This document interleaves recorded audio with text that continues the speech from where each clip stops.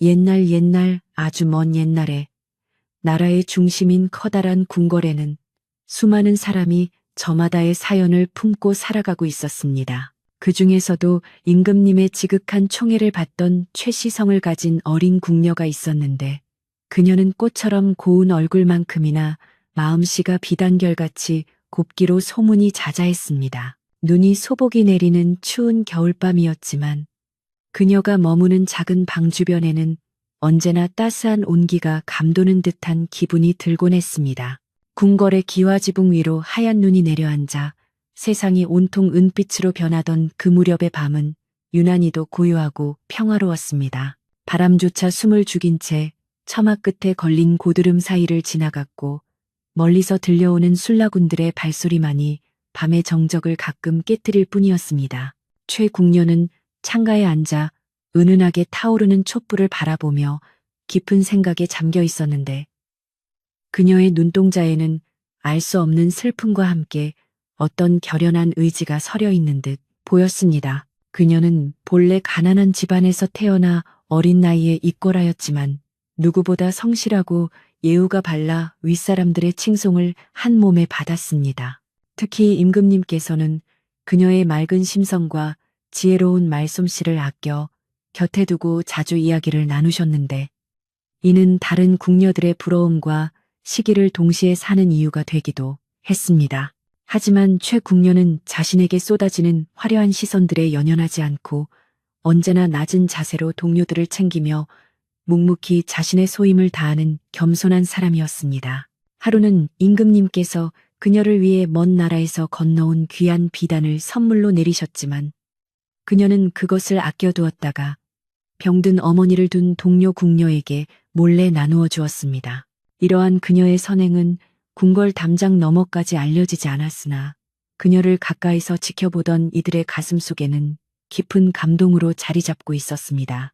최 궁녀는 화려한 장식보다는 정갈한 옷매무새를 즐겼고 그녀가 지날 때면 은은한 향나무 냄새가 바람을 타고 번져 사람들의 기분을 맑게 해주곤 했습니다. 그날 밤 최 궁녀의 방 안에는 평소와 다른 무거운 공기가 감돌고 있었는데 그녀의 손에는 낡은 종이 한 장이 꽉 쥐어져 있었습니다. 그것은 낮에 누군가로부터 은밀히 전달받은 서신이었으며 그 안에는 궁궐의 평화를 뒤흔들 수 있는 위험한 비밀이 적혀 있었던 것 같습니다. 그녀는 촛불 아래서 서신을 몇 번이고 다시 읽어내려가며 긴 한숨을 내쉬었고 자신의 운명이 거대한 소용돌이 속으로 빨려 들어가고 있음을 직감한 듯 어깨를 파르르 떨었습니다. 방 안쪽 구석에 놓인 작은 경상 위에는 임금님이 직접 하사하신 옥비녀가 놓여 있었는데 그 비취빛이 오늘따라 유난히 시리고 차갑게 느껴졌습니다. 최 궁녀는 그 비녀를 손에 쥐고 잠시 망설이다가 다시 내려놓기를 반복하며 밖에서 들려오는 바람 소리에 귀를 기울였습니다. 그녀는 알고 있었는데 자신이 이 비밀을 세상 밖으로 꺼내놓는 순간 더는 지금과 같은 평온한 삶을 유지할 수 없을 것이며 어쩌면 목숨을 걸어야 할지도 모른다는 사실을 말입니다. 궁궐의 밤은 깊어만 가고 최 궁녀는 잠자리에 드는 대신 겉옷을 챙겨 입고 조용히 방문을 열고 밖으로 발걸음을 옮기기 시작했습니다. 그녀가 향한 곳은 후원의 깊숙한 곳에 자리한 오래된 우물가였는데 그곳은 평소에도 사람들의 발길이 뜸하여 비밀스러운 이야기를 나누기에 적합한 장소였습니다. 하얀 눈 위에 새겨지는 그녀의 작은 발자국은 마치 금방이라도 사라질 것처럼 위태로워 보였고 밤하늘에 뜬 초승달만이 그녀의 뒤척이는 그림자를 묵묵히 지켜보고 있었습니다. 길을 걷는 도중 그녀는 평소 자신을 친동생처럼 아껴주던 민상궁과 마주칠 뻔했으나 재빨리 나무 뒤로 몸을 숨겨 위기를 모면했습니다. 민상궁은 밤늦게 어디론가 향하는 듯한 기척을 느끼고 잠시 멈춰서서 주위를 살폈지만 다행히 최 궁녀를 발견하지는 못하고 다시 자신의 처소로 향했습니다. 최 궁녀는 심장이 터질 듯이 뛰는 것을 느끼며 가슴을 쓸어내렸고 친구에게조차 말할 수 없는 이 무거운 짐을 홀로 짊어져야 한다는 사실에 눈시울이 붉어지고 말았습니다. 우물가에 도착하자 차가운 기운이 전신을 감싸 안았으며 우물 안쪽에서 올라오는 서늘한 습기는 마치 무언가 불길한 사건이 일어날 것임을 예고하는 듯 했습니다. 최 궁녀는 우물 정자 난간에 손을 얹고 깊은 바닥을 내려다 보았는데 그 어두컴컴한 물속에는 자신의 얼굴 대신 흐릿한 달빛만이 일렁거리고 있었습니다. 그녀는 품속에서 서신을 꺼내 우물 안으로 던져버릴까 고민도 했지만 진실을 외면하는 것이 나중에 더 큰 재앙을 불러올 것임을 누구보다 잘 알고 있었습니다. 그때 숲속 저편에서 누군가의 마른 나뭇가지 밟는 소리가 들려왔고 최 궁녀는 소스라치게 놀라며 소리가 난 방향으로 고개를 돌렸습니다. 어둠 속에서 나타난 형체는 검은 옷을 입고 얼굴을 가린 채 그녀를 향해 천천히 다가오고 있었으며 그가 내뿜는 살기 어린 기운에 최 궁녀는 뒷걸음질을 쳤습니다. 그녀는 본능적으로 위험을 감지하고 소리를 지르려 했으나 차가운 손이 그녀의 입을 막아버렸고 순식간에 벌어진 일에 비명조차 지르지 못한 채 바닥에 쓰러지고 말았습니다. 이 우물은 아주 오래전부터 궁궐의 애군을 막아준다는 전설이 내려오는 곳이었으나 오늘 밤만은 그 영험한 기운도 최 궁녀를 지켜주지 못하는 듯했습니다. 어둠 속의 괴한은 그녀의 품을 뒤져 서신을 찾아내려 했지만 그녀가 미리 숨겨둔 탓에 아무것도 발견하지 못하자 당황한 기색을 내비치며 거친 숨을 몰아쉬었습니다. 최 궁녀는 정신을 잃어가는 와중에도 자신의 운명이 다했음을 직감하며 임금님의 인자한 얼굴과 고향에 계신 늙은 어머니의 모습을 떠올리며 뜨거운 눈물을 흘렸습니다. 다음 날 아침이 밝아오자 평화롭던 궁궐은 갑작스러운 소란에 휩싸였고 물을 기르러 후원에 갔던 무수리의 날카로운 비명소리가 담장을 넘어 번져나갔습니다. 우물 안에는 어젯밤까지도 밝게 웃으며 동료들을 위로하던 최 궁녀의 싸늘한 시신이 떠올라 있었고 그녀의 아름답던 비단 옷자락은 차가운 물속에서 덧없이 흩날리고 있었습니다.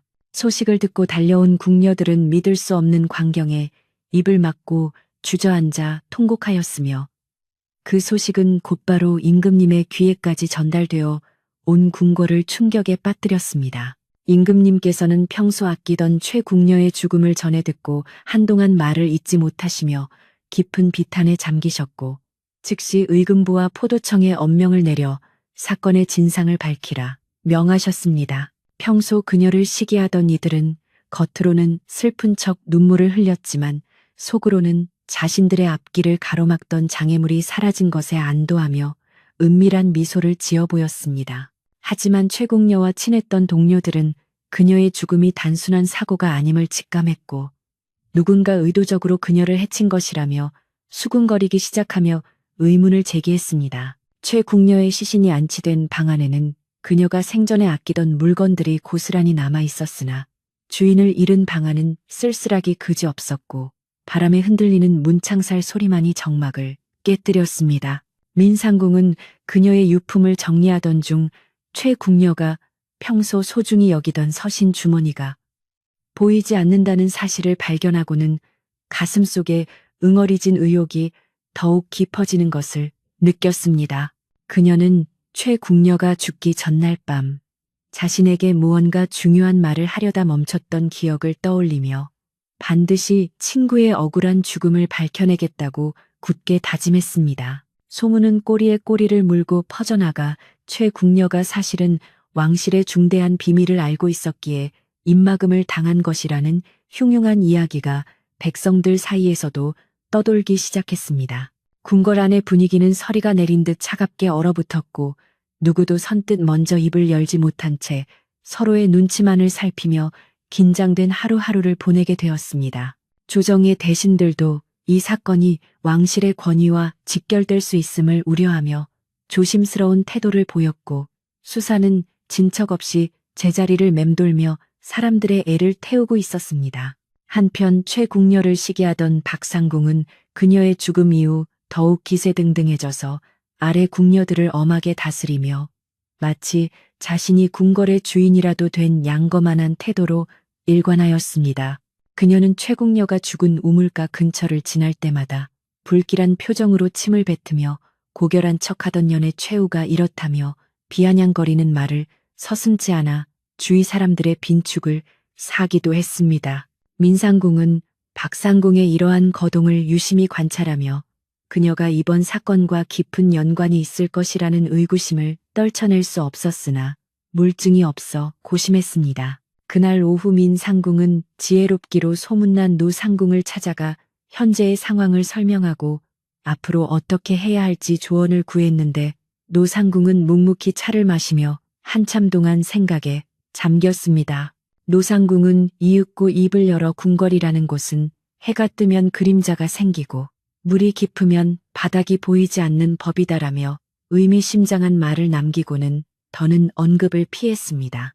민상궁은 그 말이 무엇을 뜻하는지 곰곰이 생각하며 최궁녀가 마지막으로 머물렀던 장소들을 다시 한번 차근차근 조사해 보기로 결심하고 발걸음을 옮겼습니다. 최궁녀가 머물던 처소의 뒷마당에는 작은 장독대들이 늘어서 있었는데 그곳은 그녀가 고향의 맛을 그리워하며 정성스레 간장과 된장을 담가두었던 소중한 공간이기도 했습니다. 민상궁은 장독 사이사이를 살피던 중 우연히 흙 속에 반쯤 묻혀있는 작은 구슬 하나를 발견했는데 그것은 궁녀들의 장식품에서는 찾아볼 수 없는 매우 귀하고 정교한 보석이었습니다. 그녀는 이 구슬이 범인이 최궁녀와 다투는 과정에서 떨어뜨린 결정적인 증거가 될 수 있음을 직감하고 조심스럽게 그것을 손수건에 싸서 품속에 간직했습니다. 밤이 되자 궁궐에는 다시 한번 차가운 정적이 내려앉았고 민상궁은 등불 하나에 의지한 채 최궁녀가 죽었던 그 우물가를 다시 찾아가 범인이 놓쳤을지 모를 또 다른 흔적을 찾아 헤맸습니다. 우물 주변의 흙은 이미 많은 사람의 발길에 짓밟혀 흔적이 모호해졌으나 그녀는 포기하지 않고 끈질기게 수색을 이어갔고 마침내 우물정자 기둥 밑바닥에서 피 묻은 비단 조각을 찾아냈습니다. 그 비단은 최궁녀가 입고 있던 옷의 재질과는 확연히 달랐으며 오직 왕실의 높은 어른들만이 사용할 수 있는 아주 귀한 종류의 옷감이었습니다. 민상궁은 발견한 증거물들을 바라보며 가슴이 방망이질 치는 것을 느꼈는데 이는 범인이 단순히 시기심에 찬 궁녀가 아니라 훨씬 더 높은 위치에 있는 권력자일 수도 있다는 가설을 뒷받침했기 때문입니다. 그녀는 이 사실을 임금님께 바로 고해야 할지 아니면 조금 더 확실한 증거를 모아야 할지 갈림길에 서서 깊은 고뇌에 빠졌으며 잘못하면 자신마저 위험에 처할 수 있다는 공포가 엄습했습니다. 하지만 최궁녀의 맑았던 눈망울과 생전에 다정했던 목소리가 귓가에 맴돌자 그녀는 두려움을 떨쳐내고 진실을 밝히겠다는 용기를 내었습니다. 사건 발생 3일째 되는 날, 궁궐 안에는 최궁녀의 원혼이 나타나 밤마다 통곡한다는 소문이 돌면서 분위기는 더욱 흉흉해졌고 겁에 질린 궁녀들은 해가 지기도 전에 처소의 문을 걸어 잠갔습니다. 박상궁 또한 예외는 아니어서 평소의 당당함은 온데간데 없이 작은 소리에도 소스라치게 놀라며 주변 사람들에게 신경질적으로 대하는 등 불안한 기색을 감추지 못하고 안절부절 못했습니다. 이러한 혼란 속에서 민상궁은 범인의 정체에 한 걸음 더 다가가기 위해 최궁녀가 죽기 전 마지막으로 만났을 법한 사람들의 행적을 비밀리에 조사하기 시작했습니다. 그녀는 조사를 통해 최궁녀가 죽기 며칠 전부터 어떤 높은 신분의 사내와 비밀리에 서신을 주고받았다는 정보를 입수하게 되었고 그 사내가 왕실 종친 중 한 명이라는 충격적인 단서를 잡게 되었습니다. 그 종친은 평소 청렴하기로 이름이 높았으나 뒤로는 권력을 탐하며 조정의 어두운 일들에 관여하고 있다는 소문이 아름아름 퍼져 있던 인물이었기에 민상궁의 의구심은 확신으로 변해갔습니다. 이제 남은 것은 그 종친과 최궁녀 사이에 무슨 일이 있었는지 그리고 왜 그가 가련한 궁녀를 죽음으로 몰아넣어야 했는지에 대한 근거를 찾는 일이었습니다. 겨울바람은 더욱 매섭게 불어와 궁궐의 회랑을 거세게 몰아쳤고 민상궁은 차가운 손을 맞잡으며 다가올 폭풍우를 예감한 듯 하늘을 올려다보았는데 먹구름 사이로 비치는 달빛은 여전히 차갑기만 했습니다. 그녀는 최궁녀가 목숨을 걸고 지키려 했던 비밀이 무엇인지, 그리고 그 비밀이 세상에 드러났을 때 벌어질 파장을 생각하며 입술을 굳게 깨물고 발걸음을 재촉하여 자신의 처소로 돌아갔습니다. 내일이면 새로운 사실들이 밝혀질 것이라는 기대를 품은 채 그녀는 짧은 잠을 청하려 했으나 억울하게 죽어간 친구의 생각에 밤새도록 눈을 붙일 수 없었습니다. 이렇게 최궁녀의 비극적인 죽음과 함께 시작된 궁궐의 미스터리는 깊어만 가는 밤처럼 점점 더 어두운 그림자를 드리우며 관련된 모든 이들의 운명을 뒤바꿔 놓을 준비를 하고 있었습니다. 진실의 문턱 앞에서 서성이는 민상궁과 그녀를 압박해오는 보이지 않는 손길, 그리고 죽은 자는 말이 없으나 남겨진 흔적들은 끊임없이 무언가를 호소하며 억울한 넋을 위로해줄 이들을 기다리고 있었습니다. 긴 밤이 지나고 다시 아침이 오면 그 우물가는 또다시 차가운 물을 길어 올리겠지만 그 아래 숨겨진 진실만은 결코 영원히 가라앉아 있을 수 없음을 역사는 말해주고 있었습니다. 궁궐의 아침은 평소와 다름없이 밝아왔지만 담장 안을 감도는 공기는 어제보다 훨씬 더 무겁고 싸늘하여 숨을 쉬기조차 힘들 정도였습니다. 최궁녀의 시신이 수습된 후 우물가는 텅 빈 채로 남겨졌으나 그곳을 지나는 사람들은 누구나 할 것 없이 몸을 움츠리며 고개를 돌렸고 정적이 흐르는 복도마다 흉흉한 소문이 없는 말이 되어 빠르게 퍼져나갔습니다. 나인들은 셋만 모여도 어깨를 맞대고 낮은 목소리로 어젯밤의 비극을 속삭였으며 혹시라도 누군가 들을까봐 연신 주위를 살피며 불안한 눈초리를 주고받았습니다.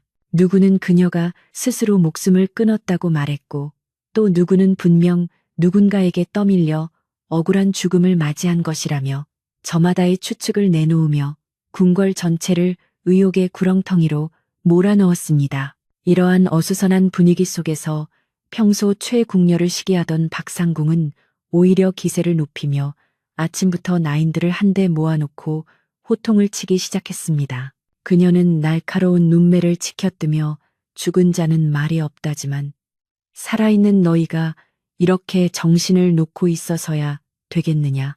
그 아이가 평소 행실이 단정치 못해 이런 화를 당한 것이니 괜한 소문을 퍼뜨리는 자는 내 용서치 않겠다라고 엄포를 놓았습니다. 박상궁의 목소리는 평소보다 훨씬 크고 날카로웠는데 그것은 마치 자신의 마음속에 있는 불안함을 떨쳐내려 애쓰는 것처럼 들리기도 했습니다. 그녀의 서슬퍼런 꾸지람에 어린 나인들은 겁에 질려 고개를 숙였지만 속으로는 평소 인자하던 최궁녀를 비난하는 박상궁의 태도에 거부감을 느끼며 더욱 그녀를 의심스러운 눈초리로 바라보게 되었습니다. 민상궁은 박상궁의 고함 소리를 뒤로한 채 친구가 생전에 머물던 작은 방으로 향했는데 그곳은 이미 주인을 잃고 찬바람만이 사만이 드나들고 있었습니다.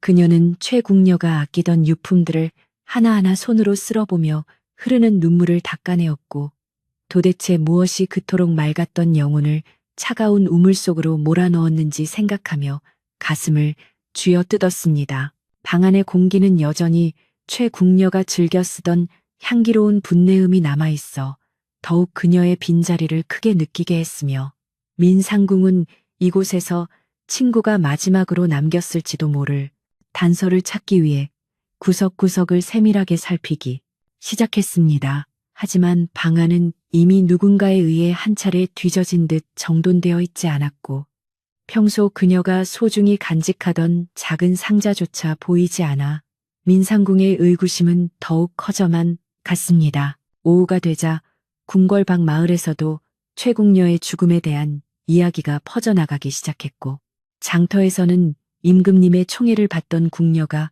의문의 죽음을 당했다는 소식이 백성들의 입에 오르내렸습니다. 마을 사람들은 왕실의 권위가 흔들리는 것은 아닌지 걱정 섞인 눈으로 궁궐의 높은 담장을 바라보았으며 일각에서는 이번 사건이 권력 다툼의 희생양이 된 것이 아니냐는 구체적인 추측까지 나돌았습니다. 특히 최궁녀의 고향 사람들은 그녀가 얼마나 효성이 지극하고 착한 아이였는지 증언하며 그녀가 스스로 목숨을 끊었을 리 없다고 입을 모아 말했습니다. 이러한 민심의 동요는 궁궐 내부로 다시 흘러들어와 관리들을 긴장시켰고 사건을 서둘러 마무리 지으려는 움직임과 진실을 밝히려는 의지가 부딪히며 미묘한 갈등이 빚어지기 시작했습니다. 민상궁은 답답한 마음에 다시 한번 노상궁을 찾아갔는데 그녀는 여전히 어두운 방 안에서 홀로 불경을 읽으며 마음을 달래고 있었습니다. 노상궁은 민상궁이 다가오는 기척을 느끼고는 천천히 고개를 들어 아직도 마음의 갈피를 잡지 못했느냐. 세상 모든 일에는 순리가 있고 감추려 해도 감출 수 없는 것이 진실의 힘이다라고 나직하게 읊조렸습니다. 그녀의 목소리는 낮고 단호하여 흔들리던 민상궁의 마음을 다잡아 주었으며 노상궁은 덧붙여 범인은 멀리 있지 않으니 가장 큰 목소리를 내는 자를 경계하고 가장 낮은 곳에서 흐느끼는 자의 눈물을 닦아 주어라 라는 수수께끼 같은 조언을 건넸습니다. 민상궁은 그 말씀을 마음속 깊이 새기며 박상궁의 유난스러운 행동과 최궁녀를 따르던 어린 나인들의 슬픔을 다시금 되새겨보며 사건의 실마리를 찾으려 노력했습니다. 수라간의 분위기도 예외는 아니어서 음식을 준비하는 궁녀들의 손길은 예전 같지 않았고 임금님께 올릴 상을 차리면서도 다들 혹시 모를 독이나 다른 위협이 있지는 않을까 전전긍긍하는 모습이 역력했습니다. 박상궁은 수라간을 들락거리며 사사건건 간섭을 일삼았고 음식 맛이 이게 무엇이냐. 죽은 궁녀 핑계로 태만해진 것 아니냐. 라고 쏘아붙이며 사람들의 진을 뺐습니다. 그녀의 이러한 행동은 오히려 역효과를 불러일으켜 동료 상궁들 사이에서도 박상궁의 도를 넘은 태도에 불만을 토로하는 이들이 늘어났으며 그녀가 최궁녀의 죽음을 이용해 자신의 입지를 다지려 한다는 비난 섞인 소문이 은밀하게 번져나갔습니다. 하지만 박상궁은 아랑곳하지 않고 더욱 아나무인 격으로 행동하며 궁궐 내의 긴장감을 최고조로 끌어올리는 주범이 되었습니다.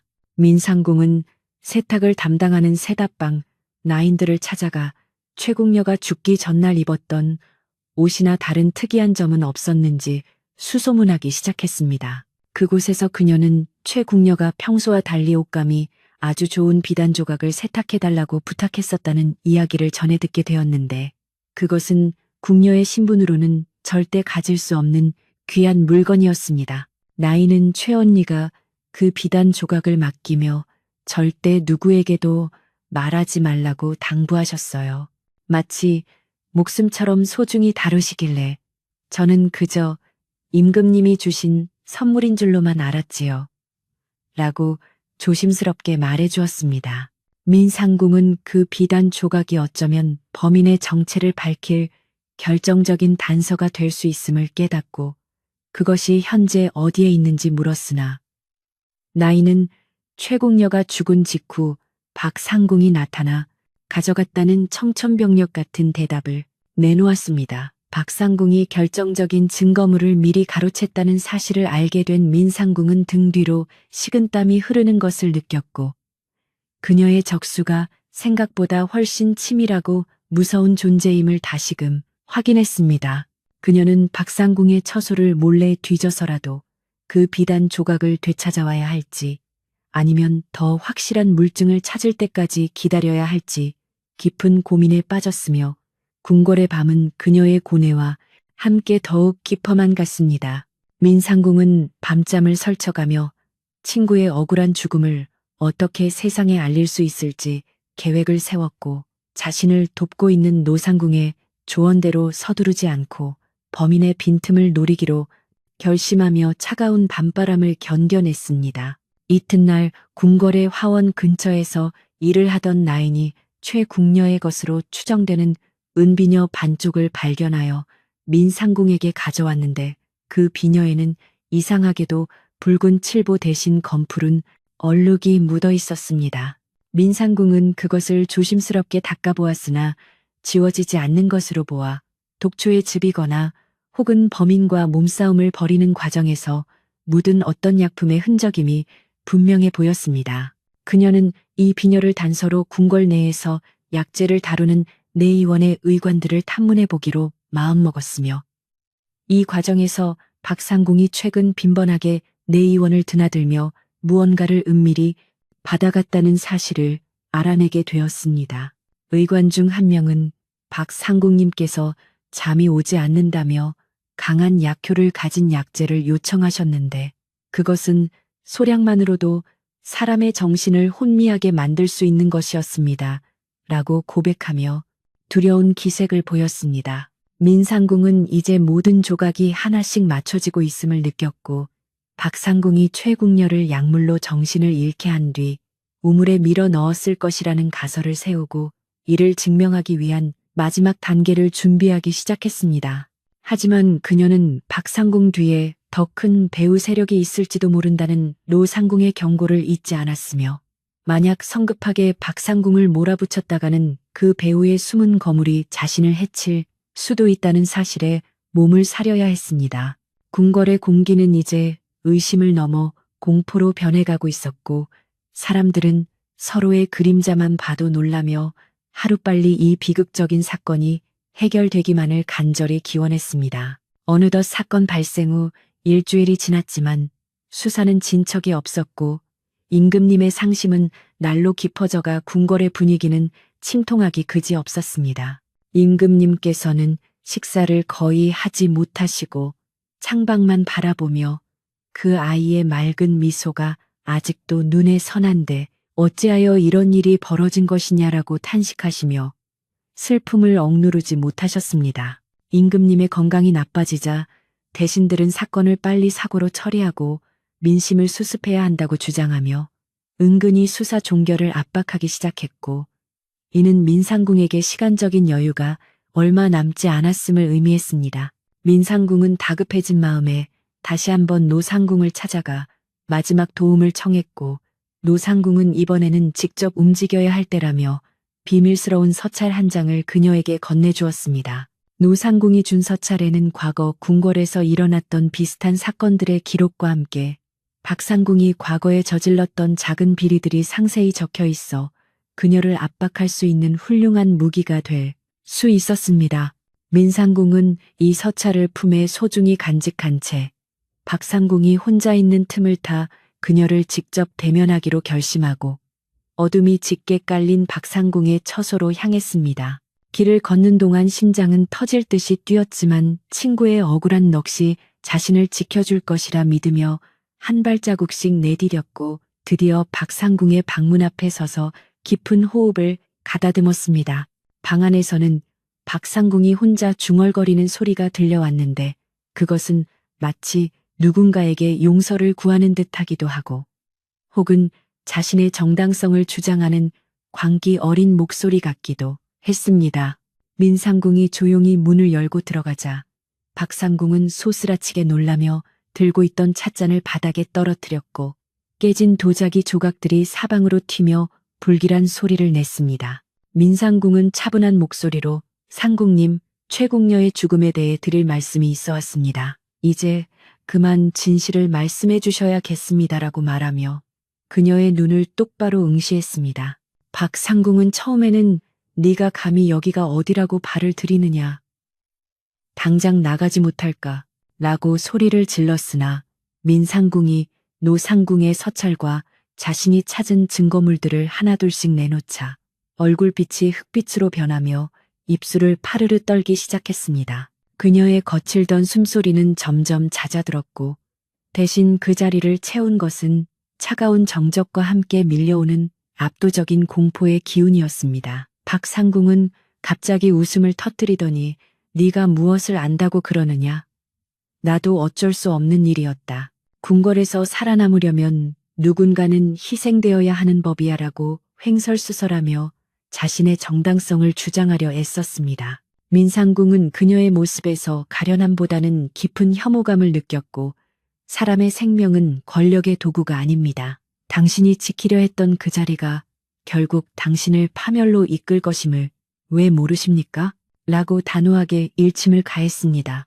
하지만 박상궁은 여전히 반성하는 기색 없이 오히려 민상궁을 위협하려 들었고 방 안의 분위기는 일촉즉발의 긴장감 속에 휩싸여 금방이라도 무슨 일이 터질 듯 위태로운 상황으로 치달았습니다. 그때 방문 밖에서 무거운 발소리와 함께 여러 사람의 기척이 느껴졌고 곧이어 의금부 관원들이 들이닥쳐 박상궁의 팔을 붙잡아 그녀를 제압했습니다. 사실 민상궁은 이곳에 오기 전 이미 임금님께 모든 사실을 보고하고 도움을 청해 두었던 것이며 박상궁의 자백을 이끌어내기 위해 위험을 무릅쓰고 그녀를 직접 만났던 것이었습니다. 박상궁은 끌려가면서도 나는 억울하다. 배후에 누가 있는지 너희가 알게 되면 감히 나를 이렇게 대하지 못할 것이다. 라고 끝까지 소리를 질렀지만 그녀의 목소리는 밤 공기 속으로 허망하게 흩어질 뿐이었습니다. 민상궁은 그녀가 사라진 빈방에 홀로 남아 긴장이 풀린 듯 바닥에 주저앉아 한참 동안 거친 숨을 몰아쉬며 친구의 이름을 나직이 불러보았습니다. 박상궁의 체포 소식은 삽시간에 온 궁궐에 퍼져나갔고 사람들은 드디어 진실이 밝혀질 것이라는 기대와 함께 가슴을 쓸어내리며 안도하는 기색을 보였습니다. 하지만 민상궁은 마음을 놓을 수 없었는데 박상궁이 마지막에 외쳤던 배우라는 말이 자꾸만 귓가에 맴돌아 아직 사건이 완전히 끝난 것이 아님을 예감했기 때문입니다. 그녀는 박상궁의 처소에서 발견된 증거들을 다시 한번 꼼꼼히 살피던 중 그녀가 미처 태우지 못한 편지 조각 하나를 발견했는데 그곳에는 왕실의 인장이 찍혀 있어 보는 이로 하여금 숨을 늦게 할 만큼 충격적인 사실을 암시하고 있었습니다. 그 인장은 다름 아닌 임금님의 가장 가까운 친척이자 조정의 실권자인 한대감의 것이었으며 이는 사건이 걷잡을 수 없이 커질 수 있음을 의미했습니다. 궁궐의 밤은 다시 찾아왔지만 이제는 예전의 정적과는 다른 날 선 긴장감이 가득 찬 밤이 되었고 민상궁은 자신이 발견한 이 무시무시한 진실을 어떻게 감당해야 할지 몰라 밤새도록 촛불 앞에서 고뇌했습니다. 그녀는 친구를 죽음으로 몰아넣은 진짜 괴물이 누구인지 알게 되었지만 그 상대를 무너뜨리기에는 자신의 힘이 너무나 미약하다는 사실에 절망감을 느끼기도 했습니다. 하지만 그녀는 최궁녀가 마지막까지 지키려 했던 것이 무엇인지 그리고 그녀가 남긴 그 짧은 편지 조각이 가지는 의미가 얼마나 큰지를 깨닫고 다시 한번 신발끈을 동여매며 진실을 향한 험난한 여정을 이어가기로 결심했습니다. 마을의 백성들도 박상궁의 체포 소식을 듣고는 역시 하늘은 무심하지 않다며 최궁녀의 넋을 기리는 작은 등불을 띄우는 등 그녀의 죽음을 진심으로 애도하는 모습을 보여주었습니다.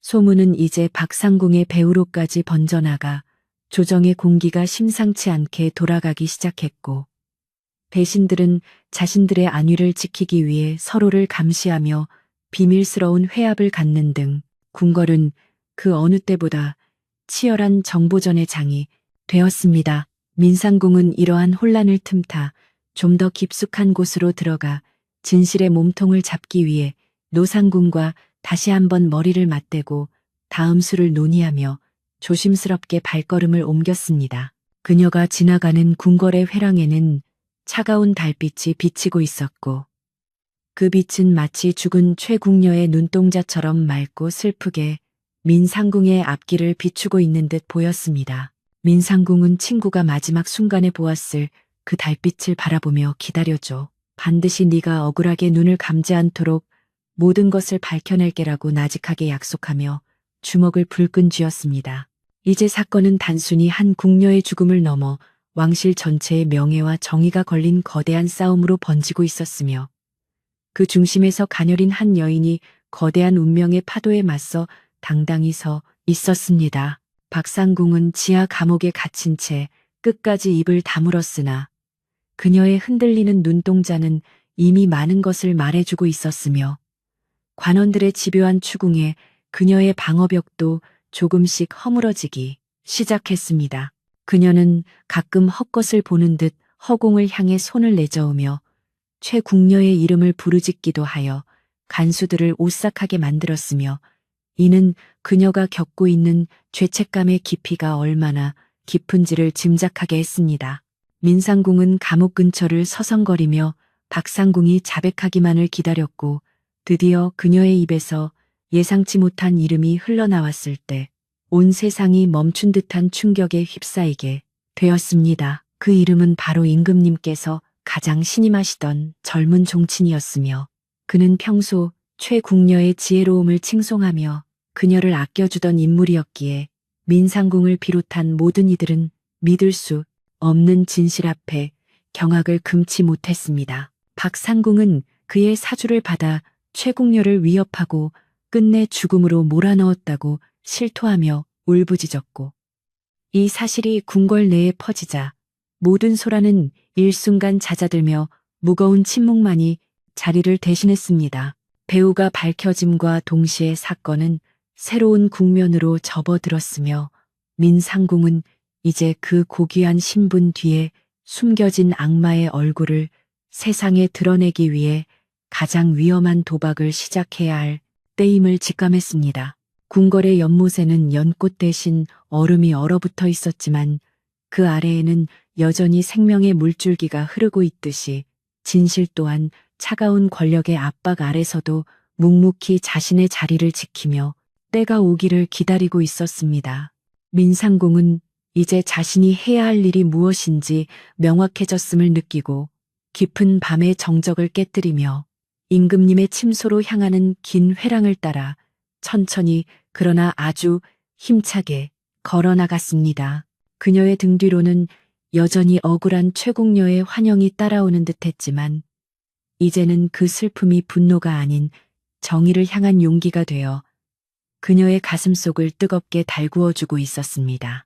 박상궁의 입에서 나온 그 충격적인 이름은 차가운 새벽 공기보다 더 매섭게 민상궁의 가슴을 파고들었으며 그녀는 한동안 숨을 쉬는 법조차 잊은 채 멍하니 서 있을 수밖에 없었습니다. 평소 임금님의 깊은 신임을 받으며 인자한 미소로 아랫사람들을 대하던 그 젊은 종친이 어째서 최궁녀의 목숨을 앗아가는 끔찍한 일을 꾸몄는지 도무지 이해할 수 없는 일이었기 때문입니다. 민상궁은 자신의 귀를 의심하며 박상궁을 다시 한번 몰아붙였지만 그녀는 이미 모든 것을 내려놓은 듯 초점 없는 눈으로 허공을 응시하며 떨리는 목소리로 같은 이름만을 되뇌고 있었습니다. 진실의 문이 조금씩 열리며 드러난 것은 화려한 궁궐의 이면에서 꿈틀대던 추악한 권력의 욕망이었고 이제 그 어둠의 실체가 민상궁의 눈앞에 선명하게 그 모습을 드러내기 시작했습니다. 민상궁은 박상궁이 남긴 그 이름을 가슴속 깊이 묻어둔 채 다시 한번 최궁녀가 마지막 숨을 거두었던 후원의 우물가로 발걸음을 옮겨 더 구체적인 증거를 찾기로 했습니다. 달빛조차 구름에 가려 보이지 않는 어두운 밤이었지만 그녀의 손에는 작은 등불 하나가 들려 있었고 그 가녀린 불빛은 마치 어둠 속에 파묻힌 진실을 끄집어내려는 듯 위태롭 일렁이고 있었습니다. 그녀는 우물 주변의 돌틈 하나하나를 손가락으로 더듬으며 혹시라도 최궁녀가 남겼을지 모를 마지막 메시지를 찾으려 애썼고 찬바람에 손끝이 갈라지는 고통조차 잊은 채 수색을 이어갔습니다. 한참을 헤매던 중 그녀의 눈에 들어온 것은 우물 안쪽 깊숙한 벽 틈새에 걸려있던 아주 작은 비단 주머니였는데 그것은 최궁녀가 죽기 직전 필사적으로 숨겨놓은 듯 보였습니다. 주머니를 열어보니 그 안에는 반쯤 타버린 종이 조각과 함께 낯익은 문양이 새겨진 금속 조각이 들어있었고 민상궁은 그것을 보자마자 숨이 샜는 듯한 충격을 다시 한번 느껴야만 했습니다. 그 금속 조각은 왕실 종친들만이 몸에 지닐 수 있는 고유한 증표였으며 그 위에 새겨진 문양은 박상궁이 지목했던 그 젊은 종친의 가문을 상징하는 것이 확실했기 때문입니다. 종이 조각에는 알아보기 힘들 정도로 훼손된 글자들이 적혀 있었으나 몇몇 단어만으로도 이것이 누군가와 내통하여 임금님의 자리를 위협하려던 모반의 증거임을 짐작하기에 충분했습니다.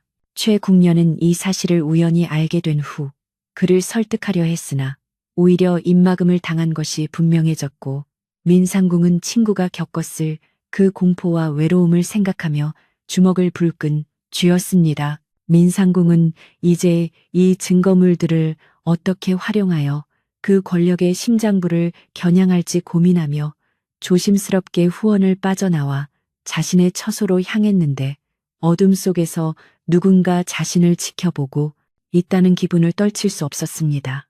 나무 그림자가 길게 드리워진 회랑을 지날 때마다 심장이 요동쳤고 바스락거리는 작은 소리에도 소스라치게 놀라며 주위를 살피는 그녀의 모습은 마치 쫓기는 짐승처럼 위태로워 보였습니다. 하지만 그녀는 멈출 수 없었는데 만약 지금 자신이 여기서 포기한다면 최궁녀의 죽음은 영원히 묻힐 것이며 궁궐의 평화 또한 사상누각처럼 무너져 내릴 것임을 누구보다 잘 알고 있었기 때문입니다. 그녀는 품속의 주머니를 더욱 단단히 움켜쥐며 어두운 길을 헤쳐나갔고 드디어 자신의 방문 앞에 도착하여 안도의 한숨을 내쉬며 안으로 들어섰습니다. 다음 날 아침 민상궁은 밤새 잠 한숨 자지 못한 채 핏발 선 눈으로 거울 앞에 앉아 자신의 옷매무새를 가다듬으며 결연한 의지를 다졌는데 오늘이야말로 모든 진실을 세상 밖으로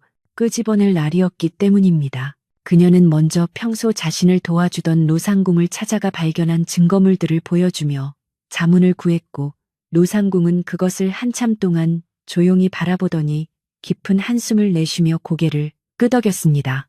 노상궁은 드디어 올 것이 왔구나. 이 증거는 양날의 검과 같아서 자칫하면 네 목숨까지 앗아갈 수 있으니 임금님께 고할 때까지 절대 발설해서는 안 된다라고 신중하게 경고하였습니다. 노상궁의 조언에 따라 민상궁은 증거물을 더욱 은밀한 곳에 숨기고 평소와 다름없이 업무를 수행하며 범인의 동태를 살피기로 하였습니다. 궁궐의 화원에서는 정원사가 말라 죽은 꽃들을 정리하고 있었는데 민상궁은 그에게 다가가 최궁녀가 죽던 날 밤 혹시 수상한 사람을 보지 못했는지 넌지시 물었습니다. 정원사는 잠시 망설이더니 그날 밤 늦게 후원 쪽으로 향하는 가마 하나를 보았습니다. 평소에는 궁녀들이 걸어다니는 길인데 가마가 지나가는 것이 이상해서 기억하고 있지요. 라고 조심스럽게 답해 주었습니다. 민상궁은 그 가마의 문양을 물었고 정원사가 묘사한 문양은 역시나 그 젊은 종친의 것과 일치하여 이제 모든 증황이 그를 향해 하나로 모이고 있음을 확신하게 되었습니다. 그녀는 정원사에게 이 사실을 누구에게도 말하지 말라고 당부하며 감사의 표시로 작은 선물을 건네고는 서둘러 자리를 떠나 다음 행선지로 향했습니다. 한편 젊은 종친은 평소와 다름없이 인자한 모습으로 신료들과 담소를 나누고 있었으나 그의 눈빛에는 가끔씩 초조함과 불안함이 스쳐 지나갔는데 이는 박상궁이 체포된 후 소식이 끊겼기 때문일 것입니다. 그는 자신의 비밀이 탄로날까봐 전전긍긍하며 신복들을 시켜 궁궐 내부의 움직임을 샅샅이 감시하게 했고 특히 최궁녀와 친했던 민상궁을 예의주시하라는 엄명을 내렸습니다. 그는 자신의 지위를 이용하여 이번 사건을 서둘러 덮으려 했지만 민상궁이 가진 결정적인 증거의 존재는 꿈에도 생각지 못한 채 그저 박상궁의 입만 막으면 된다고 안일하게 판단하고 있었습니다. 권력의 눈이 먼 그의 뒤편에서는 정의의 심판이 조금씩 다가오고 있었으며 그가 쌓아올린 거짓의 성벽은 이제 무너질 준비를 마친 듯 위태로워 보였습니다. 민상궁은 내의원의 의관 중 한 명을 비밀리에 불러 박상궁이 받아갔던 약재의 정체에 대해 다시 한번 상세히 캐물었는데 이번에는 더욱 구체적인 대답을 들을 수 있었습니다. 의관은 그 약재는 단순히 잠을 재우는 것이 아니라 사람의 근육을 마비시켜 소리를 지르지 못하게 만드는 성분이 포함되어 있었습니다. 라고 고백하며 자신이 지은 죄에 대해 용서를 빌었습니다. 민상궁은 이 증언이 법정에서 얼마나 큰 힘을 발휘할지 직감하며 의관에게 만약의 사태를 대비해 증언서를 작성해 달라고 요청하였고 의관은 떨리는 손으로 자신의 직인을 찍어 서류를 건네주었습니다. 이제 인적 증거와 물적 증거가 모두 갖춰졌으며 남은 것은 이 모든 진실을 임금님 앞에 펼쳐 보이며 정면으로 부딪히는 일뿐이었습니다. 사건의 징조는 이제 누구도 부인할 수 없을 만큼 명확해졌으며 궁궐의 공기는 폭풍 전야처럼 팽팽하게 긴장되어 사람들은 숨소리조차 크게 내지 못한 채 사태의 추이를 지켜보고 있었습니다. 민상궁은 최 궁녀가 생전에 좋아하던 연못가에 잠시 서서 그녀의 영혼에게 기도를 올렸는데 조금만 더 기다려줘. 이제 곧 네 억울함이 풀리고 진실이 밝혀질 거야 라고 속삭이며 눈가를 적셨습니다.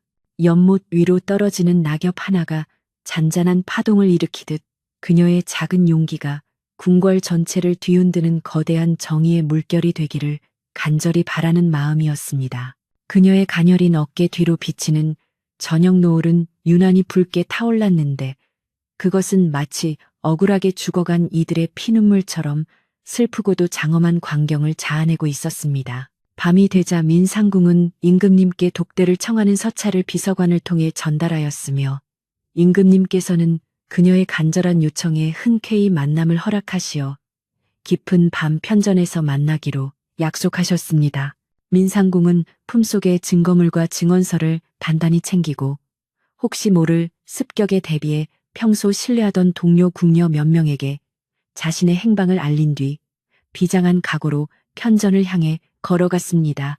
길고 긴 복도를 지날 때마다 바람 소리가 마치 최궁녀의 울음소리처럼 들려 가슴이 미어졌지만 그녀는 결코 뒤를 돌아보지 않고 오직 앞만을 향해 묵묵히 나아갔습니다. 이제 곧 모든 것이 밝혀질 것이며 어둠 속에 숨어있던 진실의 꽃이 차가운 겨울바람을 뚫고 활짝 피어날 시간이 코앞으로 다가와 있었습니다. 편전에 도착하자 임금님께서는 촛불 하나만을 켜둔 채 근심 어린 표정으로 앉아 계셨으며 민상궁이 들어서자 무거운 입술을 떼어 무슨 일이기에 이야밤에 찾아왔느냐고 물으셨습니다.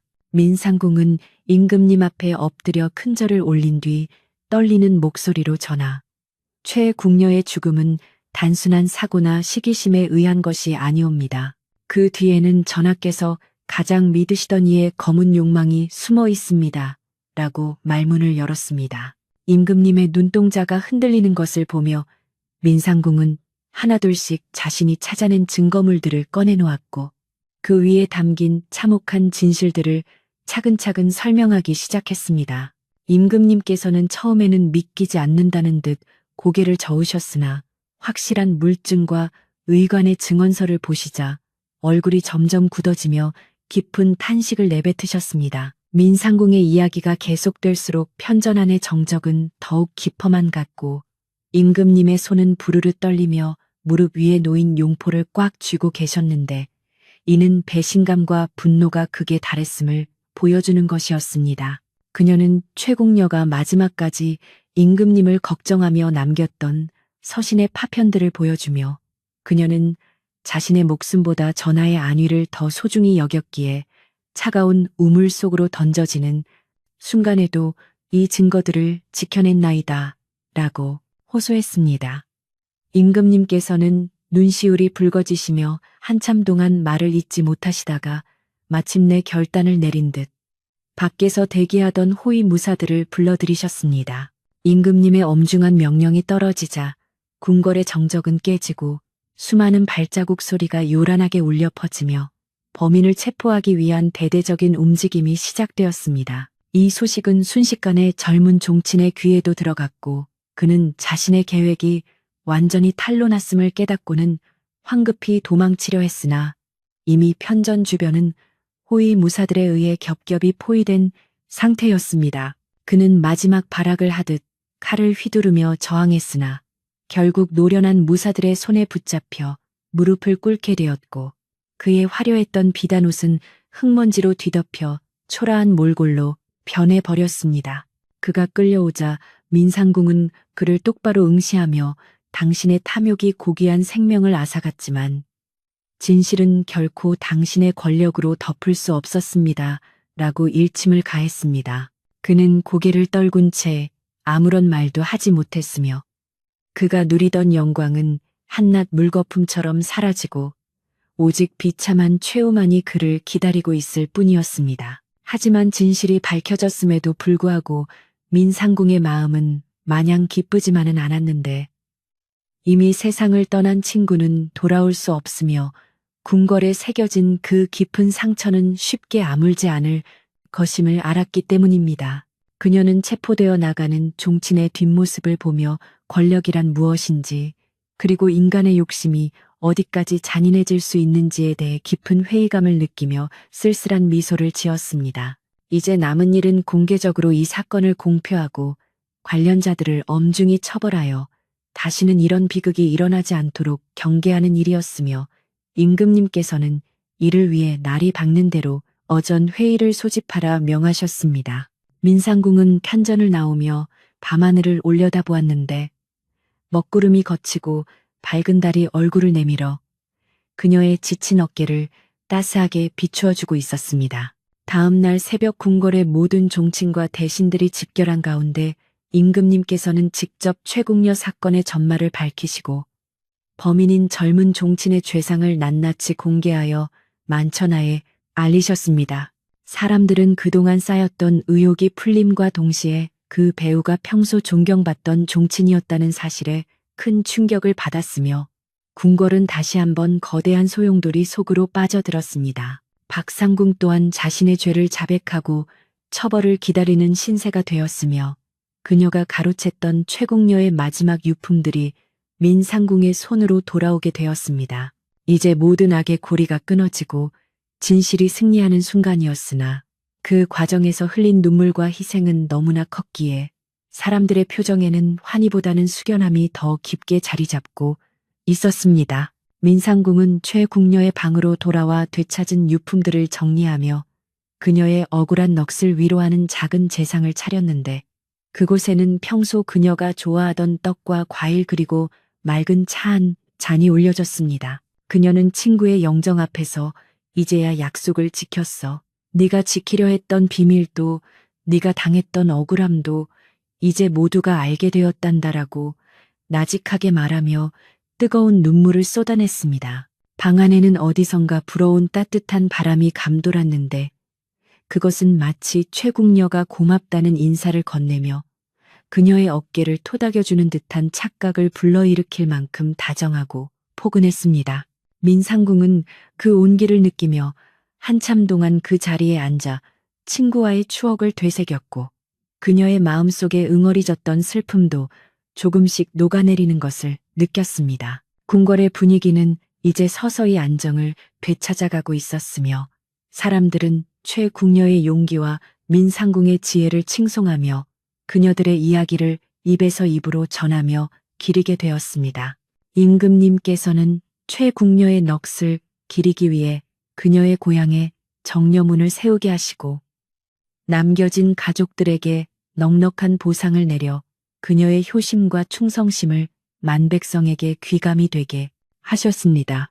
또한 이번 사건에 연루된 모든 비리 세력을 척결하고 궁궐의 기강을 바로 세우는 대대적인 개혁을 단행하시어 다시는 어둠의 세력이 발을 붙이지 못하도록 엄명을 내리셨습니다. 민상궁은 이러한 변화를 지켜보며 자신이 한 일이 결코 헛되지 않았음을 깨닫고 다시 한번 궁녀로서의 소임에 최선을 다하기로 다짐하며 밝아오는 아침 햇살을 맞이했습니다. 하지만 진실을 밝히는 과정에서 드러난 왕실의 치부는 많은 이들에게 경각심을 일깨워 주었으며 권력이 높을수록 그에 따른 책임도 무거워야 한다는 사실을 뼈저리게 가르쳐 주었습니다.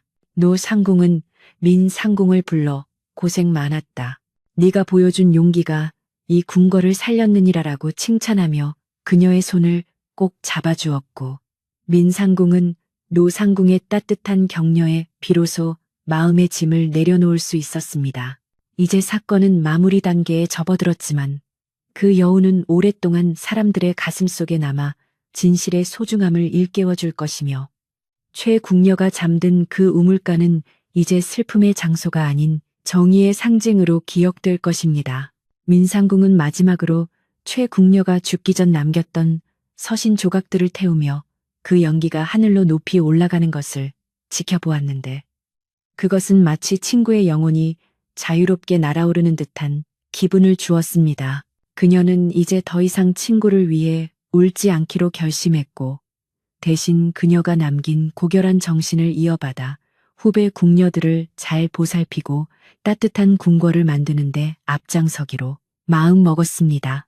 궁궐의 종소리가 멀리 울려 퍼지며 새로운 하루의 시작을 알렸고 민상궁은 정갈하게 옷을 갈아입고 자신의 소임을 다하기 위해 힘찬 발걸음을 내디뎠습니다. 이로써 어둠 속에 묻혀있던 비극적인 사건은 한 여인의 끈질긴 추적과 용기 덕분에 빛의 세상으로 나오게 되었고 악한 자들은 그에 합당한 벌을 받으며 정의가 살아있음을 증명해 보였습니다. 사람들은 이제 우물가 옆을 지날 때면 조용히 묵념을 올리며 이름 없는 한 궁녀가 지켜내려 했던 평화의 소중함을 다시금 되새기며 그녀의 안식을 빌어주었습니다.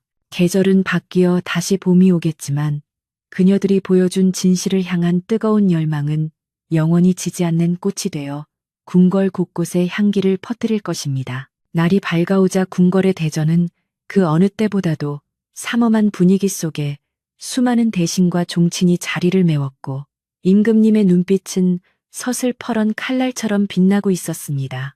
사건의 진상을 밝히기 위한 최후의 문초가 시작되려는 찰나 모든 이들의 시선은 대전 한가운데로 쏠렸으며 그곳에는 고개를 숙인 채 떨고 있는 박상궁과 그녀를 차갑게 내려다보는 호위무사들이 서 있었습니다.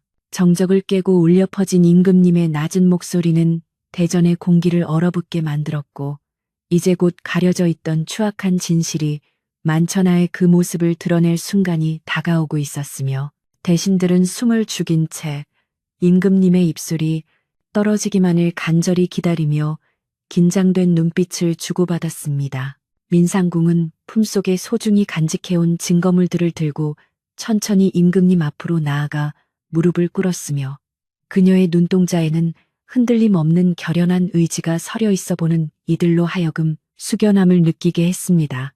그녀는 최궁녀가 마지막까지 목숨을 걸고 지켜냈던 비단, 주머니와 그 안에 담긴 종친의 증표를 하나씩 꺼내어 임금님께 바쳤고 이를 본 대신들 사이에서는 경악 섞인 탄식과 함께 낮은 웅성거림이 파도처럼 번져나갔습니다.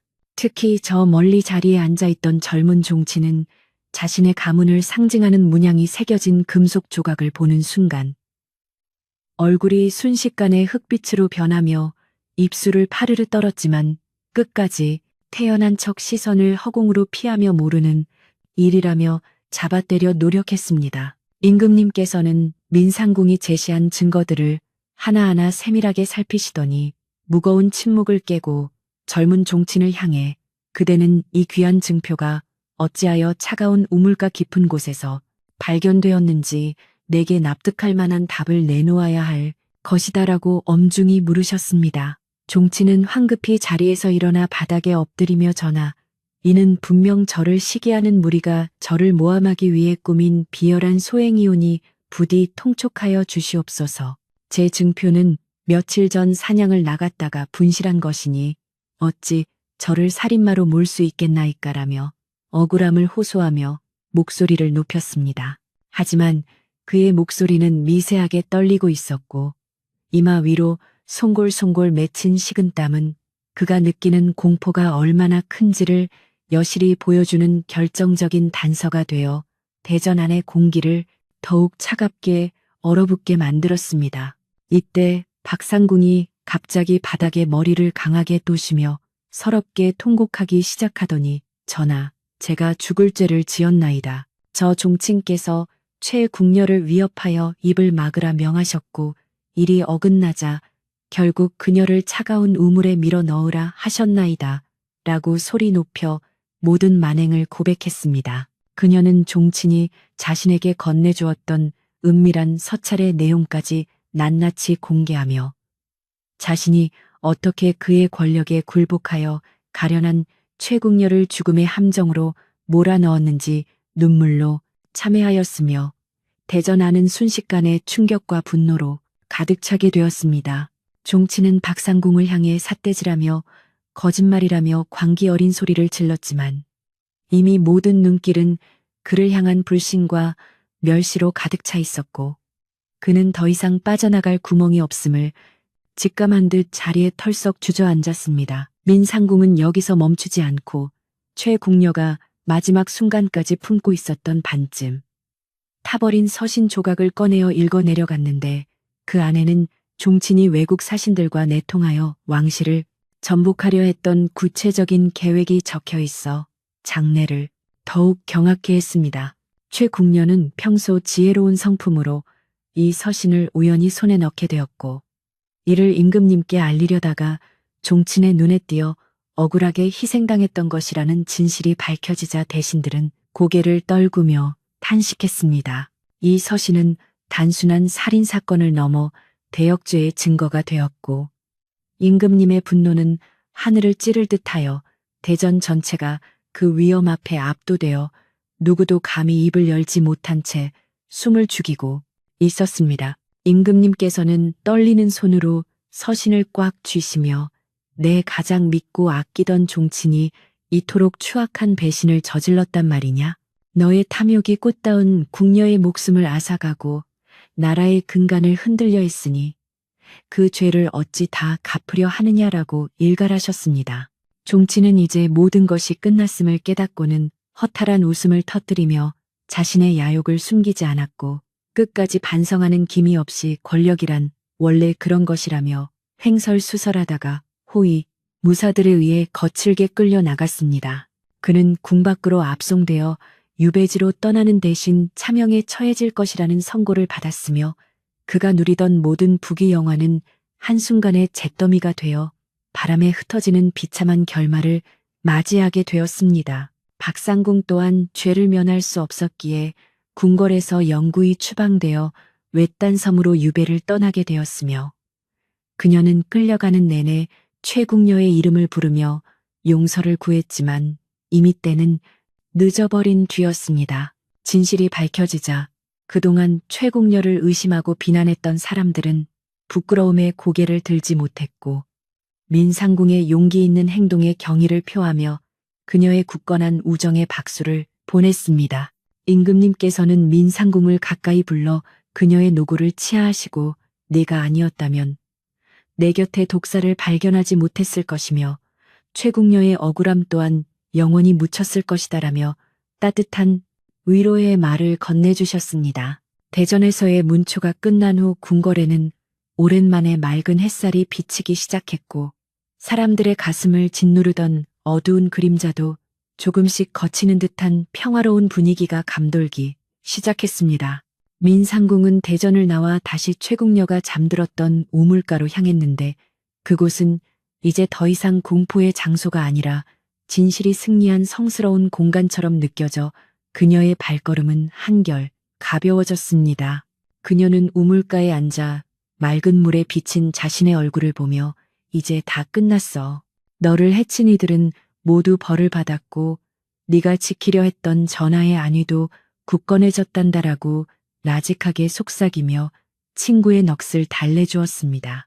사건이 마무리되자 궁궐 곳곳에서는 그동안의 소란을 가라앉히기 위한 대대적인 청소가 시작되었고 나인들은 빗자루를 들고 마당에 눈을 쓸어내며 활기찬 모습으로 일상으로 복구하기 위해 노력했습니다. 수락안에서는 최궁녀를 기리는 마음을 담아 정갈한 음식을 준비하여 그녀의 넋을 기리는 작은 제사를 올렸고 궁녀들은 저마다 그녀와의 추억을 이야기하며 슬픔을 나누고 서로를 다독이는 시간을 가졌습니다. 바람은 여전히 차가웠지만 사람들의 마음속에는 따스한 온기가 돌기 시작했으며 억울한 죽음이 헛되지 않았다는 안도감이 궁궐 전체를 감싸 안으며 치유의 시간을 만들어 주었습니다. 민상궁은 최궁녀의 방에서 남은 물건들을 정리하며 그녀가 평소 아끼던 자수수건과 작은 놀이개들을 상자에 정성스럽게 담았는데 그것들은 후에 그녀의 고향 가족들에게 전달될 소중한 유품들이었습니다. 그녀는 유품을 정리하다가 상자 밑바닥에서 최궁녀가 자신에게 남긴 짧은 쪽지 하나를 발견했는데 거기에는 언니, 만약 내게 무슨 일이 생긴다면 슬퍼하지 말고 정의를 지켜줘라는 글귀가 적혀 있어 그녀의 가슴을 뭉클하게 만들었습니다. 민상궁은 그 쪽지를 가슴에 품고 한참 동안 눈물을 흘렸지만 그것은 슬픔의 눈물이 아니라 친구의 진심을 확인한 기쁨과 다짐의 눈물이었으며 그녀는 이제 더 강해지기로 마음먹었습니다. 궁궐의 연못가에는 다시 새들이 찾아와 지저귀기 시작했고 꽁꽁 얼어붙었던 얼음 아래로 흐르는 물소리는 마치 새로운 생명이 깨어나는 듯 경쾌하게 들려 사람들의 기분을 맑게 해주었습니다. 노상궁은 민상궁과 함께 연못가를 거닐며 이제야 궁궐의 공기가 맑아졌구나.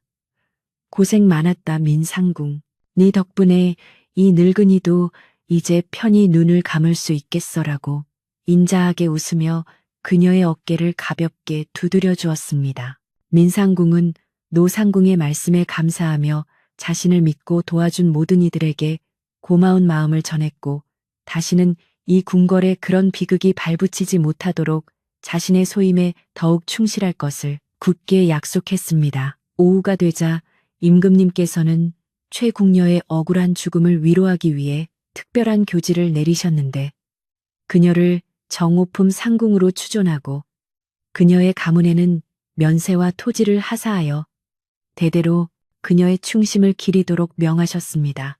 이 소식은 곧바로 궁방 마을에도 전해졌고 백성들은 임금님의 현명한 처사에 감동하며 최궁녀의 용기를 칭송하는 노래를 지어 부르기 시작했으며 그녀는 영원히 사람들의 기억 속에 살아있는 꽃으로 남게 되었습니다. 이제 궁궐 안의 수군거림은 멈추었고 대신 그 자리를 채운 것은 정의가 바로 섰다는 자부심과 서로를 아끼는 마음이었으며 사람들은 비로소 깊은 잠을 청할 수 있는 평안을 얻게 되었습니다. 민상궁은 세답방으로 가서 최궁녀가 마지막으로 맡겼던 비단 조각을 깨끗이 세탁하여 정성스럽게 다림질한 뒤 그녀가 생전에 좋아하던 향나무 상자에 소중히 보관하여 영원히 잊지 않기로 다짐했습니다. 세답방 나인들은 민상궁에게 따뜻한 차 한 잔을 건네며 그동안의 노고를 위로했고 그녀들은 모여 앉아 모락모락 피어오르는 김을 보며 잠시나마 시름을 잊고 평온한 대화를 나누며 마음의 안정을 되찾아갔습니다. 밖에서는 눈이 그치고 구름 사이로 푸른 하늘이 드러나 세상을 밝게 비추고 있었으며 이는 마치 최궁녀의 맑은 영혼이 하늘에서 미소 짓고 있는 듯한 기분을 느끼게 해주어 모두의 마음을 훈훈하게 했습니다.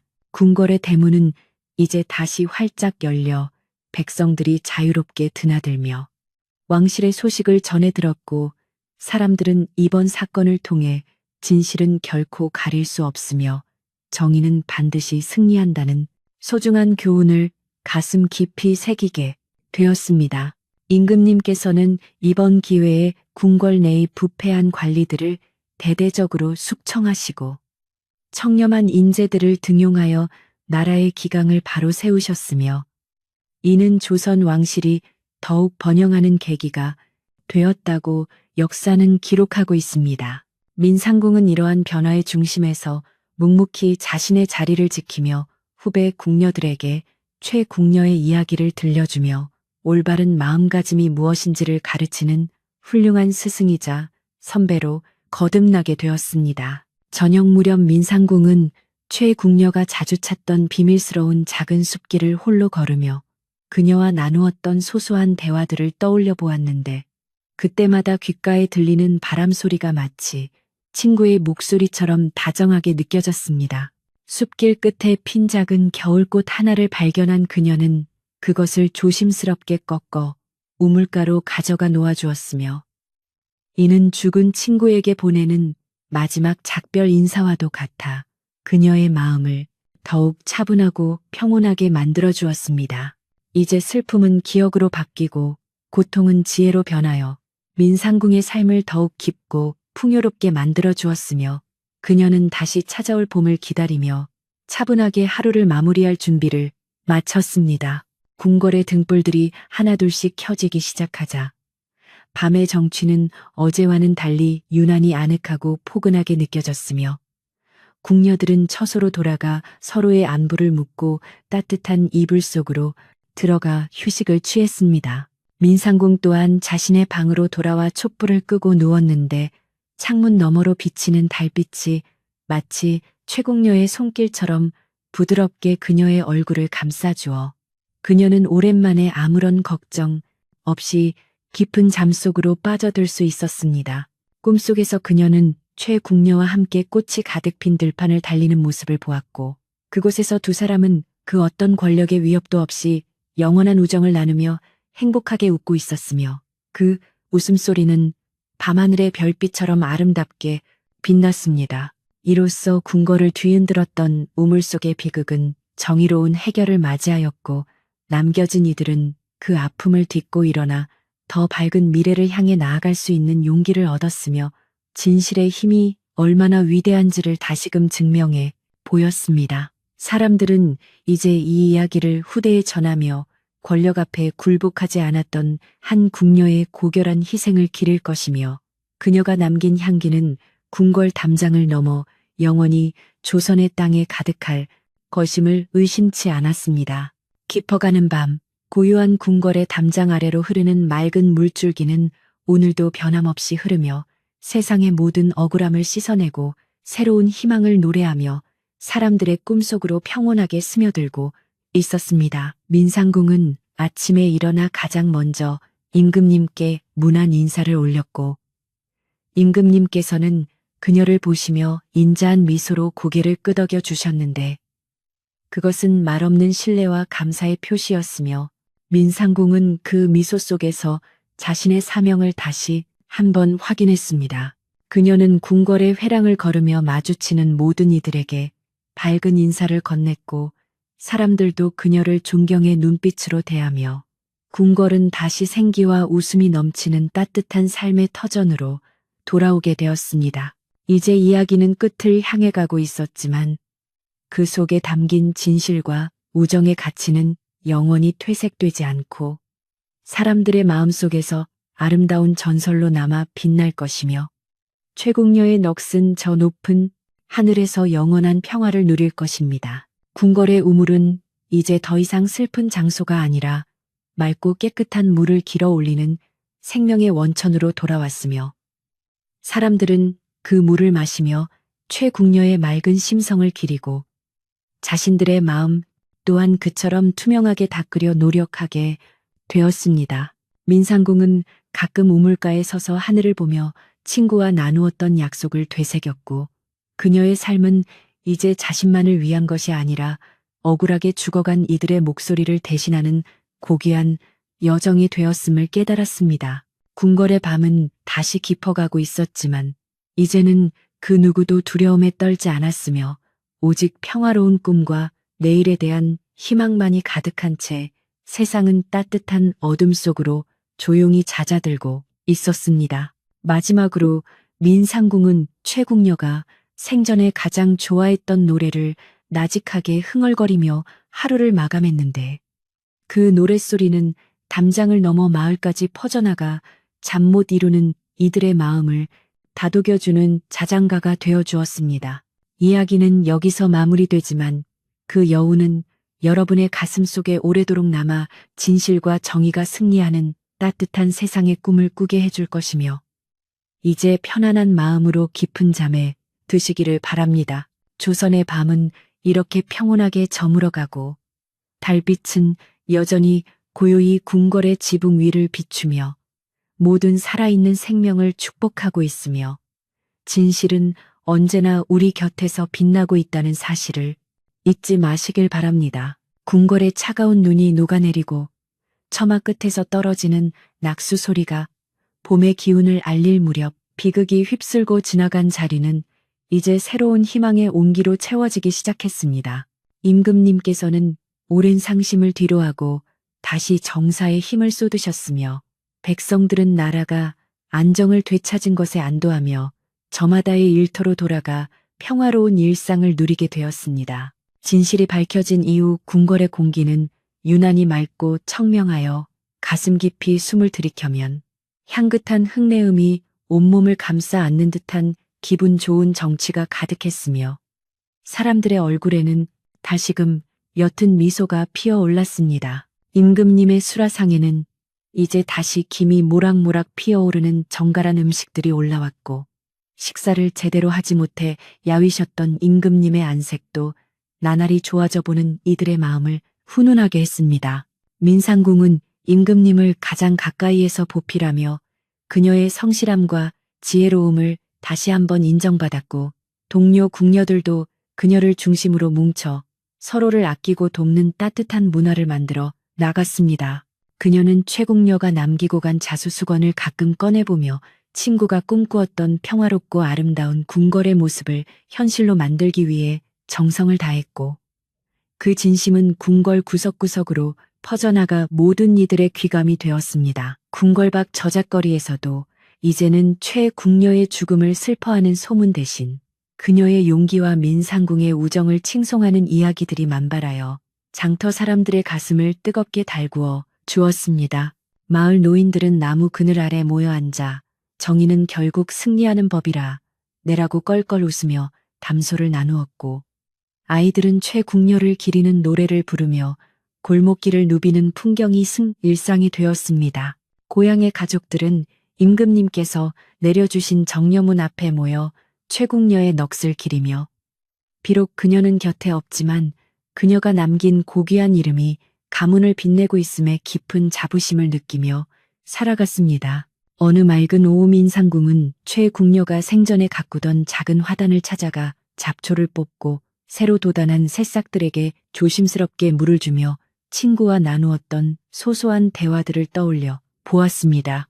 그녀는 꽃 한 송이 한 송이에 최궁녀의 이름을 붙여주며 네가 그토록 사랑했던 이 꽃들이 이제는 아무런 위협 없이 마음껏 향기를 내뿜고 있단다라고 나직하게 속삭여 주었습니다. 나비들이 내려앉아 날개를 펄럭이는 평화로운 광경은 마치 최궁녀가 하늘에서 내려와 함께 기뻐하는 듯한 기분을 주었고 민상궁의 마음속에 남아있던 작은 슬픔의 조각들도 어느새 눈 녹듯 사라져버렸습니다. 수라간의 분위기는 예전의 활기를 완전히 되찾아 아침마다 밥 짓는 구수한 냄새와 칼질하는 경쾌한 소리가 울려 퍼졌으며 나인들은 서로 웃음꽃을 피우며 정성스럽게 음식을 준비했습니다. 박상궁이 사라진 자리는 이제 공정하고 따뜻한 성품을 지닌 새로운 상궁이 채워졌고 그녀는 아랫사람들의 고충을 귀담아 들으며 모두가 행복하게 일할 수 있는 환경을 조성해 나갔습니다. 민상궁은 가끔 수라간에 들러 어린 나인들에게 최궁녀가 가르쳐 주었던 요리 비법과 마음가짐을 전수하며 그녀의 정신이 궁궐 내부에 영원히 살아 숨쉴 수 있도록 세심한 노력을 기울였습니다. 저녁 무렵 궁궐의 회랑에는 은은한 등불이 켜지고 술라군들의 발소리도 이제는 위협적인 살기가 아닌 평온한 질서를 지키는 듬직한 소리로 바뀌어 밤의 고요함을 지켜주었습니다. 민상궁은 자신의 처소 앞에 앉아 차 한 잔을 마시며 멀리 보이는 인왕산 너머로 뉘엿뉘엿 저물어가는 노을을 감상했는데 그 붉은 빛이 오늘은 유난히 따스하고 아름답게 느껴졌습니다.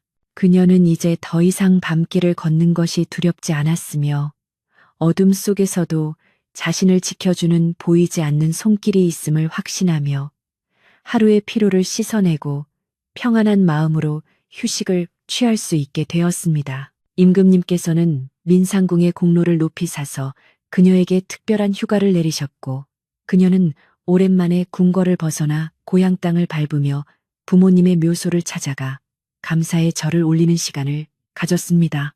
고향 사람들은 민상궁을 대단한 위인으로 대접하며 환대해 주었고 그녀는 소박한 마을 사람들과 어울려 감자며 옥수수를 나누어 먹으며 궁궐의 긴장감에서 완전히 벗어나 인간미 넘치는 정을 만끽했습니다. 그녀는 이 시간을 통해 진정으로 중요한 것은 화려한 권력이 아니라 곁에 있는 사람들과 나누는 작은 온정임을 다시금 깨닫고 더욱 겸허한 마음으로 궁으로 돌아올 수 있었습니다. 궁궐로 돌아온 민상궁을 맞이한 것은 노상궁의 인자한 웃음이었고 그녀는 민상궁의 손을 잡으며 이제야 네 얼굴에 근심이 하나도 없구나. 진정으로 이 궁궐의 주인이 된 기분이 어떠냐라고 농담 섞인 칭찬을 건넸습니다.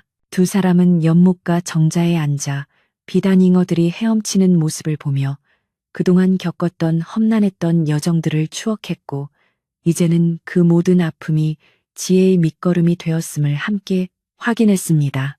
노상궁은 민상궁에게 궁궐에서 살아남는 법이 아닌 사람답게 살아가는 법을 전수해주며 그녀가 훌륭한 지도자로 성장할 수 있도록 끝까지 곁에서 든든한 버팀목이 되어주었습니다. 어느덧 1년의 시간이 흘러 다시금 추운 겨울이 찾아왔지만 이번 겨울은 예전처럼 시리거나 외롭지 않았는데 궁궐 안의 사람들이 서로의 체온을 나누며 마음을 따뜻하게 데워주었기 때문입니다. 최궁녀의 기일이 되자 임금님께서는 직접 우물가에 향을 피우며 그녀의 넋을 위로하셨고 민상궁은 친구가 좋아하던 백설기를 예쁘게 쪄서 제상에 올리며 조용한 기도를 올렸습니다. 사람들은 이제 그 우물을 꽃의 우물이라 부르며 그곳을 지날 때마다 자신들의 마음을 되돌아보고 정직하게 살 것을 다짐하는 성찰의 장소로 삼게 되어 사건의 교훈은 영원히 이어지게 되었습니다. 민상궁은 이제 나이 어린 궁녀들에게 글을 가르치고 예절을 가르치는 소임을 맡게 되었는데 그녀는 단순히 지식을 전달하는 것을 넘어 사람의 마음을 얻는 법을 먼저 가르치려 애썼습니다. 그녀는 늘 가장 깊은 진실은 가장 낮은 곳에서 피어나는 법이다라는 노상궁의 말씀을 인용하며 아이들이 올바른 가치관을 가지고 성장할 수 있도록 따뜻하게 보살펴 주었습니다. 아이들은 민상궁의 이야기를 들으며 최궁녀를 본받아 정의롭고 용감한 사람이 되겠다고 다짐했고 궁궐은 그렇게 새로운 세대의 희망으로 가득 차오르며 더욱 활기찬 공간으로 변모해 나갔습니다. 달빛이 창가에 내려앉은 깊은 밤 민상궁은 최궁녀가 생전에 쓰던 빗을 꺼내어 머리를 빗으며 거울 속에 비친 자신의 모습을 묵묵히 바라보았는데 거기에는 슬픔 대신 자부심과 평온함이 가득했습니다. 그녀는 친구가 남기고 간 일기장의 마지막 장을 넘기며 그곳에 자신의 각오를 짧게 적어 넣었고 이제 이 일기장은 두 사람의 우정을 넘어 궁궐에 살아있는 역사가 되어 후대에 전해질 준비를 마쳤습니다. 그녀는 촛불을 끄기 전 최궁녀의 환영을 향해 편히 쉬어 내일은 오늘보다 더 밝은 태양이 뜰 거야라고 인사하며 부드러운 이불 속으로 몸을 뉘어 꿈의 세계로 향했습니다. 조정의 대신들도 이제는 서로를 견제하고 시기하기보다는 나라의 발전과 백성의 편안함을 위해 머리를 맞대고 논의하는 건강한 정치 문화를 만들어가기 시작하여 임금님의 시름을 덜어주었습니다. 종친들은 과거의 잘못을 거울 삼아 자신들의 품위를 지키고 모범을 보이기 위해 노력했으며 궁궐 내의 엄격한 기강은 이제 강압이 아닌 자발적인 실천으로 자리 잡아 질서 정연한 모습으로 변했습니다. 이러한 변화는 궁궐 담장을 넘어 전국 방방곡곡으로 퍼져나가 조선 땅 전체의 정의와 상식이 통하는 시대가 열리는 소중한 밑거름이 되었음을 모든 이가 피부로 느끼게 되었습니다. 민상궁은 가끔 마을에 있는 작은 절을 찾아가 이름 없는 궁녀들의 넋을 기리는 등불을 밝히곤 했는데 이는 최궁녀뿐만 아니라 궁궐의 어두운 구석에서 묵묵히 일하다 사라진 수많은 영혼을 위로하기 위함이었습니다. 그녀의 이러한 자애로운 행동은 많은 이들에게 감동을 주었고 궁녀들 사이에서는 민상궁을 어머니처럼 따르는 이들이 늘어나 궁궐은 어느덧 커다란 가족 공동체처럼 끈끈한 유대감을 형성하게 되었습니다. 슬픔은 나눌수록 작아지고 기쁨은 나눌수록 커진다는 평범한 진리가 궁궐 담장 안에서 실현되고 있었으며 그 중심에는 언제나 맑은 눈망울을 가진 민상궁이 있었습니다. 계절은 돌고 돌아 다시 꽃피는 춘삼월이 찾아왔고 궁궐의 정원에는 매화 향기가 진동하여 사람들의 코끝을 간지럽히며 만연한 봄의 소식을 전해주어 모두의 마음을 설레게 했습니다. 민상궁은 임금님을 모시고 후원을 거닐며 새로 피어난 꽃들의 아름다움을 칭송했고 임금님께서는 이 모든 풍경이 내 덕분이다라며 그녀의 공을 잊지 않으셨음을 다시 한번 확인해 주셨습니다. 두 사람은 연못가에 앉아 떨어지는 꽃잎을 바라보며 말없는 대화를 나누었고 그 정적은 세상 그 어떤 화려한 음악보다도 평화롭고 고귀하게 궁궐의 공기 속에 녹아들어 영원한 안식을 약속했습니다. 민상궁은 이제 은퇴를 앞둔 노상궁의 뒤를 이어 제조 상궁의 자리에 오르게 되었으나 그녀는 여전히 가장 낮은 곳에서 일하는 나인들의 방을 일일이 찾아다니며 그들의 고충을 살피는 겸손함을 잃지 않았습니다. 그녀가 지날 때마다 궁녀들은 허리를 굽혀 존경을 표했고 그녀는 환한 미소로 화답하며 궁궐의 주인은 임금님뿐만 아니라 이곳에서 숨쉬는 모든 사람임을 몸소 보여주는 진정한 지도자의 모습을 보여주었습니다. 그녀의 집무실에는 항상 따뜻한 차가 준비되어 있어 누구든 고민이 있는 자는 들어와 마음을 터놓을 수 있었고 그곳은 어느덧 궁궐 내에서 가장 따뜻하고 포근한 사랑방이 되었습니다. 어느 비 오는 날 민상궁은 우물가 옆 정자에 앉아 빗줄기가 우물 속으로 떨어지는 소리를 들으며 마음의 평온을 찾았는데 그 소리는 마치 최궁녀가 연주하는 가야금 소리처럼 맑고 고왔습니다. 그녀는 빗물에 씻겨 내려가는 세상의 먼지들을 보며 사람의 마음 또한 이처럼 자주 닦아주어야 함을 느꼈고 자신을 시기했던 박상궁에 대한 미움마저도 이제는 빗물과 함께 흘려보내기로 결심했습니다. 용서란 타인을 위한 것이 아니라 자신의 마음을 자유롭게 하는 것임을 깨달은 그녀의 얼굴에는 성인과도 같은 인자함이 서려 있어 빗속을 지나던 이들이 절로 고개를 숙이게 했습니다. 궁궐의 부엌인 수라간 한쪽 구석에는 최궁녀가 생전에 심어놓았던 작은 대추나무가 어느새 훌쩍 자라나 주렁주렁 열매를 맺기 시작했고 민상궁은 그 대추를 수확하여 임금님께 올릴 대추차를 정성껏 끓였습니다. 달콤한 대추차의 향기는 편전 가득 퍼져나가 임금님의 피로를 씻어주었으며 임금님께서는 찻잔을 들며 이 차에는 최궁녀의 정성과 민상궁의 마음이 담겨 있구나라며 극찬을 아끼지 않으셨습니다. 나무 한 그루 열매 하나에도 사람의 사연이 깃들어 있음을 아는 이들의 마음이 모여 궁궐은 단순한 건물이 아니라 살아 움직이는 거대한 생명체처럼 숨쉬며 역사를 이어가고 있었습니다. 민상궁은 잠들기 전 항상 최궁녀가 마지막까지 지키려 했던 비단 조각을 손으로 어루만지며 오늘 하루 자신이 부끄러움 없이 살았는지를 되돌아보는 의식을 치렀는데 그것은 그녀가 스스로에게 약속한 가장 엄격한 수행이기도 했습니다. 그녀는 친구에게 부끄럽지 않은 사람이 되기 위해 매 순간 최선을 다했고 그녀의 그러한 태도는 주변 사람들에게 긍정적인 영향을 끼쳐 궁궐 전체가 정직하고 성실한 분위기로 바뀌는 놀라운 기적을 만들어냈습니다.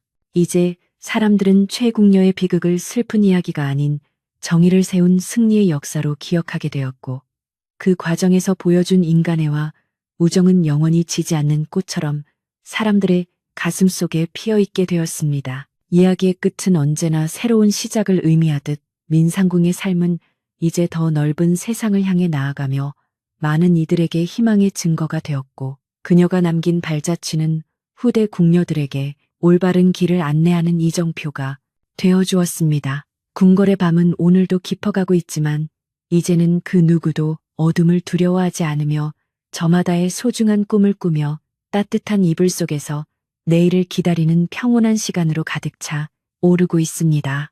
여러분도 이제 모든 걱정과 시름을 내려놓고 민상궁과 최궁녀가 함께 거닐던 그 평화로운 꽃길을 상상하며 깊고 달콤한 잠속으로 빠져드시길 바라며 조선의 아름다운 밤은 여기서 여러분을 포근히 안아드리고자 합니다. 마지막으로 민상궁은 창문을 열고 밤하늘의 밝은 달을 보며 고마워. 덕분에 나도 행복한 꿈을 꿀 수 있을 것 같아.